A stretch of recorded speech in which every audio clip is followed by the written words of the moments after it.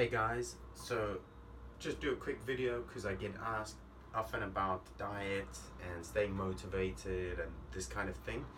So I'm by no means the benchmark of sticking to diet. As some will have seen in some videos, I still sometimes have dad bod with the beer gut, and that's because very often my temptation in beer is just too great. But what I do to keep myself as on track as best as I can and over the long term maintaining is I keep a daily list of everything I eat just on the iPhone notes, and it's basically the same thing every day. This doesn't mean that I'm eating the same foods every day, but I have the same generic platform blueprint that I just tick as I go throughout the day, and I have 10 things on that list, including cold water first thing in the morning, including my green shake, including my BCAAs, and then for foods I'll have listed vegetable soup or grilled vegetables, meat meal, egg meal, and I'll have just the basic food option that I know I can change every day. So if I have a meat meal to tick off, that's either 150 grams of beef or 150 grams of chicken or tuna or salmon, and I just tick it off as I go each day.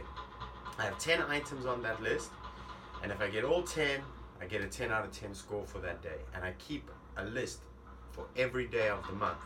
I get to the end of the month and I give myself a final score. And that score is a reality check. So if I'm only getting 30, 40, 50, 60%, and I'm not looking the way I want, I've still got the beer belly, the dad bod, well, I have all the proof I need to understand why. And then the next month, I go again and try harder and try to get a better score. So with my scores, there's 10 items that I need to tick off, and every item I eat that's something I shouldn't, I minus from there. So if I manage to eat all 10 items, but I have 2 beers that day, then I minus 2 from that. Then I only get 80%, 8 out of 10 for the day. If I happen to have 2 beers and 2 chocolates, that's minus 4, so I only get 60%. So I keep that score. I'm very honest with myself, and at the end of every month, I evaluate how I've done. I look at the daily photos I've taken, and I take motivation from that. So next month I can look for a higher score. So it's the first day of this month, so I start again, and then I will hopefully do as many days as I can with 100% and go from there.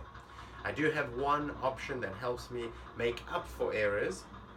If, for example, I've had a 10 out of 10 day, but I've had 2 beers and 2 chocolates, so now I'm down by 4 on 60%.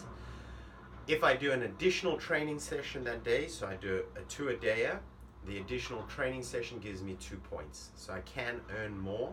And if I have a 10 out of 10 day and I do the additional training, then I can get a 12 out of 10 day, giving me the opportunity to get more than 100%.